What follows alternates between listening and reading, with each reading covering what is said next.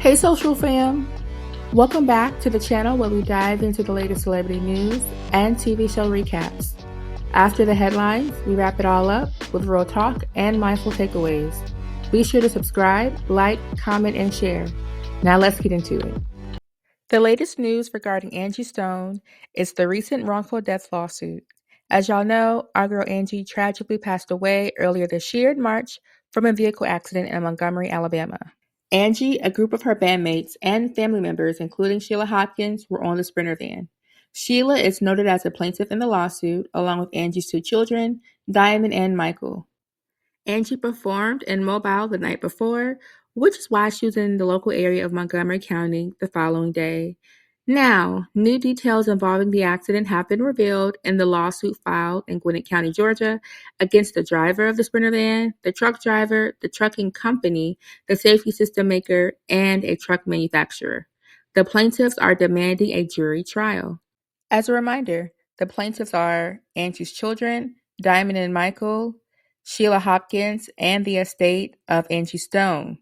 According to the lawsuit, the driver of the Sprinter van was hired by an elite transportation company to transport Angie and her group from Atlanta to their performance in Mobile, then back to Atlanta. While on the highway traveling north back to Atlanta, the Sprinter van lost control, causing it to veer off the roadway and eventually overturned on I-65 in Montgomery County, Alabama, coming to a rest in the left lane. According to court documents, passengers, Angie and her team, were properly belted in rear-facing seats behind the front driver and passenger seats. They all survived the initial rollover without serious injuries and were trying to get out of the overturned Sprinter vehicle.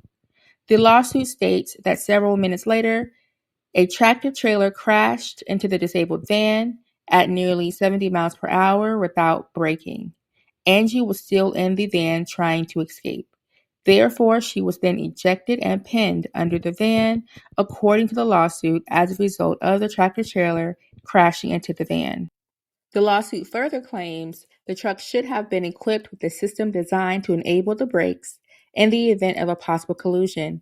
The lawsuit stated the system was defective, and it claims the driver failed to pay adequate attention to the road while driving the 18-wheeler truck.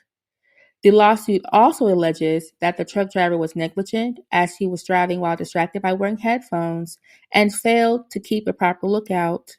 Additionally, they're stating that he violated federal trucking regulations. The lawsuit also alleges that the truck manufacturer and the safety system maker designed a defective Freightliner Cascadia, which is a heavy-duty semi-trailer truck produced by the trucking manufacturer, and failed to warn users about the flaws of the system and the truck. The lawsuit alleges that the driver of the Sprinter van was negligent for losing control of the van and causing it to overturn. Furthermore, the suit alleges that the owner of the van was negligent in hiring and training the driver, who was also allegedly uninsured and not qualified to serve as a driver in the first place. There are 9 counts in this lawsuit. Lawyers representing Angie Stone's family and Hopkins are pursuing a comprehensive legal claim, seeking compensation for wrongful death, personal injury, and punitive damages stemming from the defendant's alleged actions. In addition to these claims, Angie's family is also seeking financial damages for a range of losses and hardships, including emergency transportation costs, medical expenses, funeral and burial costs, mental and physical pain and suffering, general damages endured by Angie after the accident and also before the truck came to collide on with the disabled van. And lastly, the emotional and physical distress she experienced both before and after the impact, including shock, fright, terror, leading up to and during the incident. They are also requesting reimbursement for attorney fees and litigation expenses associated with the case. Overall, y'all, for fans, I'm a fan, a dear fan of Angie. For us fans and those who are following this heartbreaking story, the lawsuit shines a light on the real pain behind the headlines. This isn't just a legal battle, it's a family's fight for justice, closure, and accountability. As the case continues to unfold, many are hoping it brings a measure of peace to those grieving and impacted by this tragedy. We'll be watching closely as details emerge and, of course, keeping Angie's legacy in our hearts. Justice for Angie. She deserves justice. Well, thank y'all for tuning in. for the social report. Have a great one. Remember to subscribe, comment, like, and share.